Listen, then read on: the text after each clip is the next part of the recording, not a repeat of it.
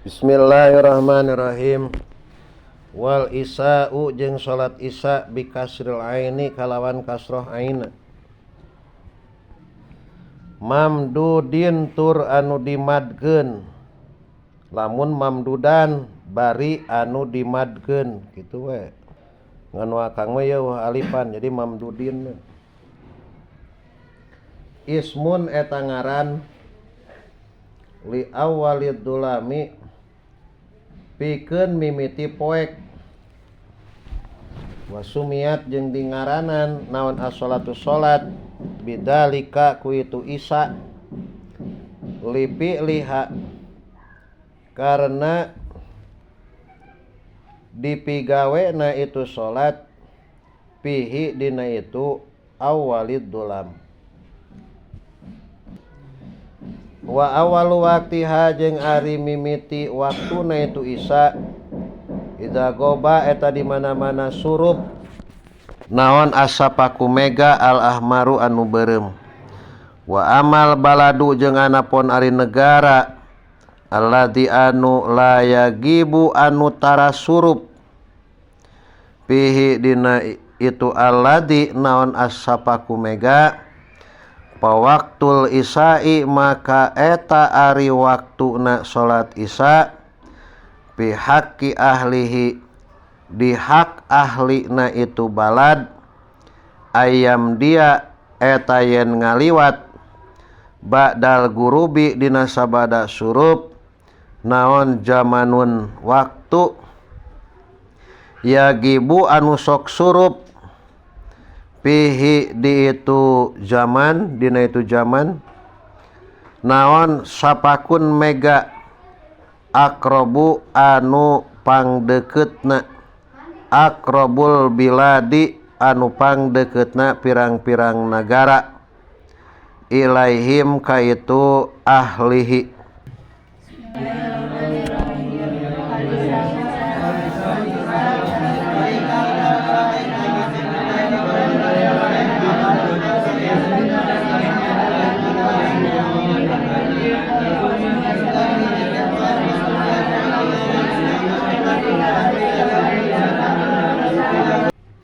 Tuluy salat isya bi kasril aini kasroh aina dibaca ai eta salat di ngaranan isya sabab ngaran kana mimiti peuting tegasna mah dipigawena eta salat dina mimiti peuting. Tingali sarahna mah jajaran kaopat dihanap wa yukrahu jeung dimakruhkeun naon tasmiyatul isya'i ngangaranan isya atamatan kana ngaran atamah tapi sok aya salat isya disebut atamah nya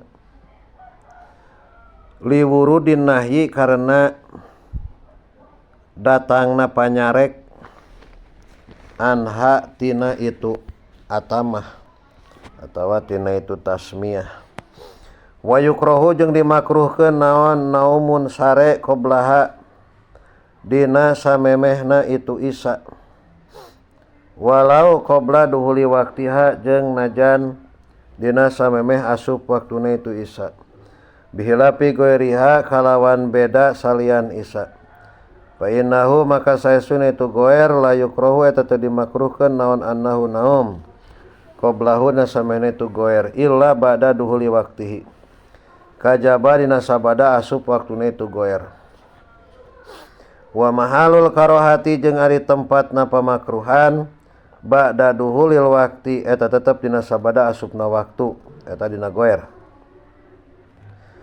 in wasaqo lamun umandol jalma biak doti nafsihi kalawan nyaring dirina sorangan qabla hurujil wakti dina samemeh kaluarna waktu bima kalawan perkara yasau anu ngalegakeun ieu ma ha kana salat wa illa jeung lamun henteu itu wasaqo haruma tah haram itu naum Wa awal waktiha idagoba mimiti waktu Isya eta teh ti mimiti surupna mega beureum di negara mana wae. Kumaha umpama di hiji negara di hiji daerah tara surup mega beureum, maka pikeun nganyahokeun mimiti waktu Isyana akurkeun we jeung daerah anu pangdeuketna anu sok surup mega beureum. Seperti umpamana di daerah Bandung tara surup mega beureum, akurkeun we jeung daerah nu pangdeuketna, sapertikeun umpamana diakurkeun ka Tasik, ka Garut umpamana. Teraskeun walaha jeung eta tetep pikeun Isya waktani ari dua waktu, ahaduhuma ari kahijina itu waktani ikhtiarun eta waktu ikhtiar pilih-pilih. Wa asaro jeung ngisarahan musonif lahu kana itu ikhtiar biqoli kalawan daun musonif lapad wa akhiruhu. Wa akhiruhu jeung ari akhirna itu Isya yamtaddu eta manjang itu Isya fil ikhtiyari dina waktu ikhtiar ila sulusil laili nepi ka sapertiluna peuting. Wasani jeung ari nu kadua jawajun eta waktu jawaj. Wa asaro jeung ngisarahan musonif lahu kana itu jawaj biqaulihi kalawan dauhan musonif lapad wa fil jawaji. Wa fil jawaji jeung ari waktu Isya dina waktu jawaj ila tulu'il fajri eta nepi ka waktu bijilna fajar. Asani anu kadua ay sodiki tegasna anu bener. Wa huwa sareng ari itu sodik al muntasiru eta anu sumebar aya anu ngalogatan anu ngemprai anu sumebar naon dauuhu caangna itu sodik mu'taridon bari anu malang kagigir bil upuki dina pajajahan.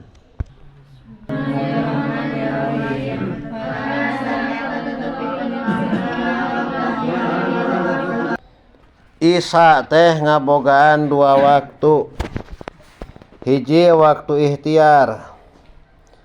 Waktu ikhtiar mah timimiti beakna waktu padilah.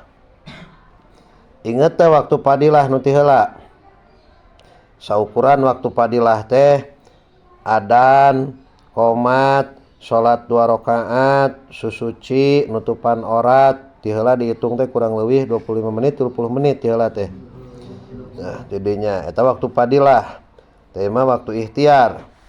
Eta timimiti beakna waktu padilah akhirna nepi ka iraha, nepi ka sapertilu peuting.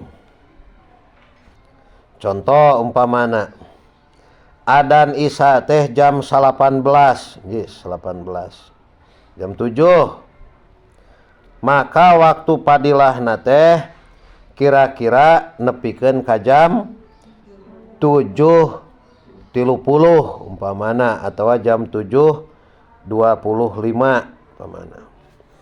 Maka mimiti waktu ikhtiar teh ti jam 7.30 nepi ka sapertilu peuting. Cik ari sapertilu peuting berarti jam sabaraha? Mimitina sapertilu peuting jam sabaraha? 3:30. Kedul eta mah. Komo 3:30 mah. Jadi kieu ngitung sapertilu teh ya. Surup panon poe jam sabaraha dan maghrib. Henteu kudu dijawab eta mah. Tah surup panon poe magrib jam sabaraha. Ari waktu penting mah sarua we 12 jam. Maka lamun umpama adan magrib atau surup panon poe jam genep, berarti jam salapan teh karek saparapat peuting. Jam 12 malam berarti teteh tengah peuting. Beak tengah peuting sapertilu. Paham teu? Berarti ti jam 12 kade ti jam 12 teh geus naon? Geus sapertilu peuting gitu. Eta lamun nyokot naon? Lamun nyokot hitunganana kitu. Eta lamun nyokot hitunganana kieu. Lamun bahasana sapertilu berarti tina sapertiluna peuting. Peuting teh 12 jam. Ayeuna sapertilu kan sapertilu. Jadi 3 per 3 kan? Nah. Berarti 12 bagi 3. Sok disuruh panon poe jam genep tambah 4 10 berarti jam 11-an ge jam 10 leuwih ge teh sapertilu. Matak di urang mah lolobana nyebutkeun sapertilu peuting teh jam 1 gitu di urang mah. Aya ade anu kedul 3:30. 2 aya waktu jawaj. Waktu jawaj mah ti mimiti beakna waktu ikhtiar nepi ka kaluarna pajar sodik. Pajar sodik teh pajar anu sumebar cahayana. Deui. Pajar sodik teh pajar anu sumebar cahayana. Tur malang. Ngan waktu jawaj kabagi 2. Aya jawaj kalawan teu makruh.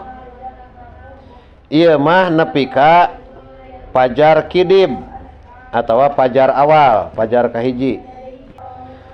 2 aya waktu jawaj sarta makruh.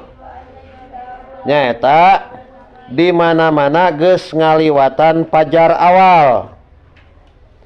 Geus ngaliwatan pajar kidib. Nepi ka sapaseun migawe salat isya. Seperti 10 menit deui kana adzan subuh kakarek salat isya. Teh eta mah jawaj kalawan makruh. Malah aya waktu tahrim, waktu haram. Saperti sawarehna salat isya dipigawe geus asup waktu subuh. Teh eta waktu tahrim. Rakaat kahiji masih kaneh isya. Pas begitu nangtung rakaat kaduana geus waktu subuh tahrim. Tingali dina qauluhu walaha waqtani aya teu. Jaran ka-11 dihanap ai ijmalan tegasna gemblenganana. Pala yunapi makan teu nganapikeun itu qauluhu laha waqtani annalaha kana saestuna eta tetep pikeun itu salat isya sab'ata auqatin ari 7 pirang-pirang waktu tafsilan kalawan winci kanana. Kal asri saperti asar wal maghribi jeung maghrib. Wa waktu padilatin ari waktu padilah bimik darima eta tetep kalawan saukuran waktu. Yasa'u anu ngalegakeun ieu ma ha kana itu isya. Wa ma jeung perkara ya ta'al laku anu cumantel ieu ma biha kana itu isya. Ma ya ta'al laku teh eusina susuci, wudu, nutup aurat, adan, qomat, salat 2 rakaat jeung sajenanya. Eta ma ya ta'al laku. Wa waktu ikhtiarin jeung ari waktu ikhtiar ila sulusil laili eta nepi ka 1/3 peuting.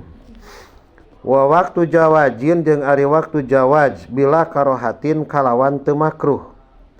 Ilal fajri eta nepi ka bijil fajar al kadibi anu kadib. Wa waktu jawajin jeung ari waktu jawaj bi karohatin sarta makruh. Wa huwa jeung ari ieu jawaj bi karohah ma eta waktu ba'dal fajri anu tetep dina sabada fajar al awali anu kahiji hatta yabqa sehingga nyesa minal waktu tina waktu naon ma waktu yasa'u anu ngalegakeun ieu ma ha kana itu isa summa waktu hurmatin tuluy waktu haram waktu tahrim wa huwa jeung ari waktu hurmah akhirul wakti eta panungtungan waktu bihaisu yabqa kalawan sakira-kira nyesa minal wakti tina waktu naon ma waktu layasa'u anu teu mahi ieu ma teu mahi ha kana itu isa wa waktu daruratin jeung waktu daruroh wahia jeung ari waktu daruroh waktu zawalil mawani eta waktu leungitna pirang-pirang mani anu ngahalangan nu nyegah wal baki jeung ari sasesana qadrut takbirati eta saukuran takbiratul ihram paksaru tuluy leuwih loba wa waktu udrin jeung waktu udur wa huwa jeung ari waktu udin waktul maghribi eta waktu maghrib liman pikeun jalma yajma'u anu ngajama man jam takdimin kalawan jama takdim pain jidda maka lamun nambahan anjeun waktal idroki kana waktu idrok wa huwa jeung ari waktul idrok waktu turuwil mani eta waktu anyar datangna pirang-pirang anu nyegah ba'da ayudroka dina sabadayan dipanggihan minal wakti tina waktu naon ma perkara yasau anu mahi ieu ma as-salata kana salat kanat bukti itu auqat sama niatun eta dalapan wa amma waktul qada'i jeung anapun ari waktu qada faqad taqaddama tah nyata geus ti heula naon do puhu apesna itu waktul qada miroron barina mineng amal fajru anapun ari fajar al kadzibu anu bohong anu kadzib payat la'u tah eta bijil ieu fajrul kadib qabla dalika dina samemehna itu sodik la mu'taridon bari henteu malang bal mustatilan balik ta manjang atawa nanjur dahiban tegasna ngembat pisamai di langit sumaya zulu tuluy ngaleungit itu fajar kidib wa taqibu jeung ngabadaan hu kana itu kadib naon dulmatun popoek wala yata'allaku jeung teu cumantel bihi kana itu kadib naon hukmun hukum wa dzakara jeung geus nutur saha as-syaikhu tegasna Abu Hamid anna lil isai kana saestuna eta tetep pikeun salat isya waktu karohatin ari waktu makruh wa huwa jeung ari ieu waktu karohah ma eta waktu bainal fajroini anu tetep ma antara fajar dua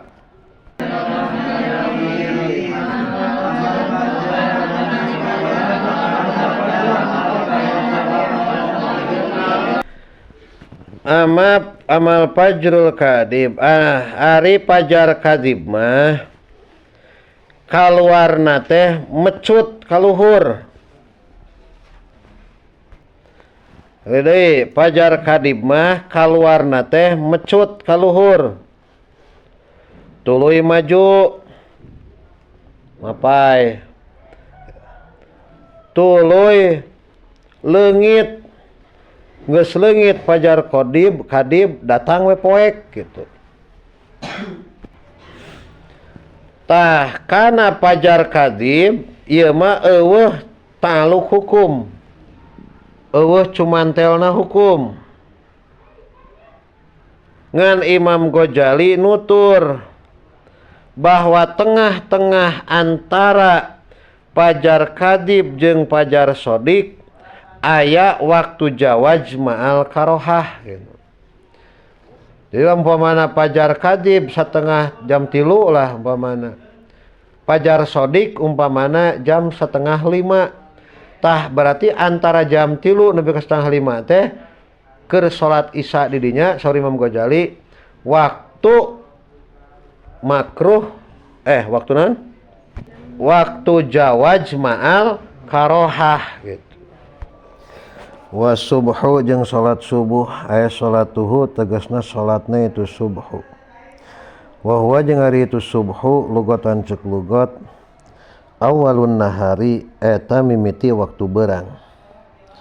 Wa sumiat jeung dingaranan naon as-salatu salat bidalika ku itu subhu liha karena dipigawena itu salat fi awalihi eta tetep dina mimitina itu subhu.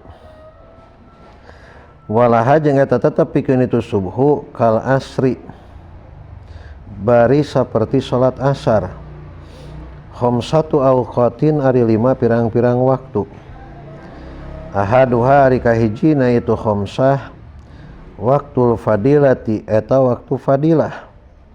Wa huwa jeung ari waktul fadilah awalul wakti eta awal waktu. Wasani jeung ari nu kaduana waktul ikhtiyari eta waktu ikhtiar. Wa zakara sareng nutur musannif hu kana itu ikhtiar fi qaulihi dina dawuhan musannif lapad wa awal waktiha.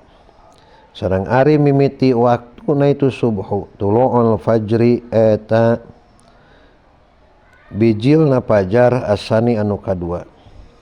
Wa akhiruhu jeung ari akhirna itu waktu subhi pil ikhtiyari dina waktu ikhtiar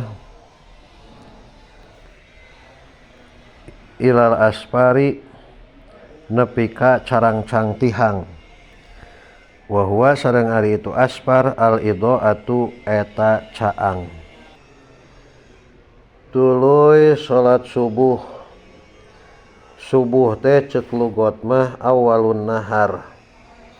Tegasna mimiti beurang. Pangna eta salat subuh dingaranan subuh sabab dipigawena eta salat dina mimiti beurang. Ari waktu salat subuh eta aya 5, hiji waktu fadilah. Waktu fadilah teh nyaeta saukuran wudu, nutupan aurat, salat sunat qobla.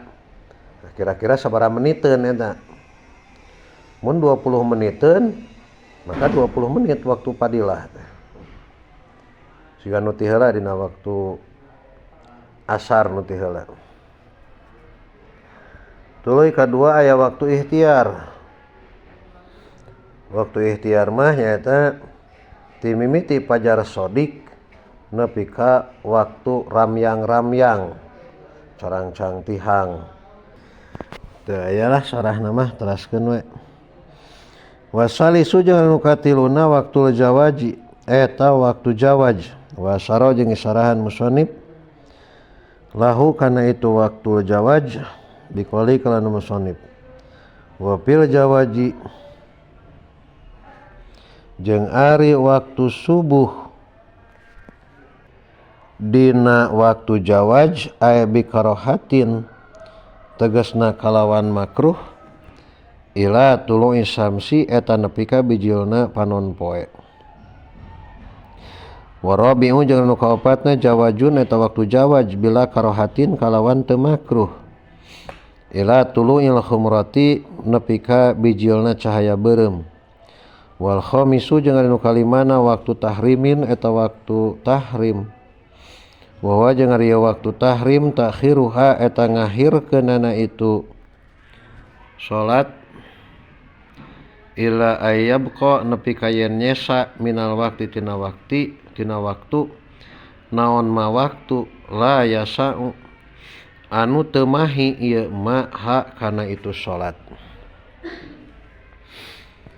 Katilu waktu salat subuh teh aya waktu jawaz ma'al karohah, menang tapi dibarengan ku makruh, nyaeta nepi ka deukeut kaluarna panon poe tapi tetep dipigawe dina waktu subuh gitu. Jadi sekali dia waktu jawaz sarta makruh mah nyaeta nepi ka kaluarna panon poe sanajan waktu namah tetep dina waktu subuh keneh gitu. Eta makruh. Nomor kaopat jawaz kalawan teu makruh. Eta timiti waktu subuh dipigawe nepi ka kaluarna anu semu beureum. Eta mah jawaz bari teu makruh. Nomor kalima waktu tahrim nyaeta migawe salat subuh dina waktu anu teu cukup pikeun salat.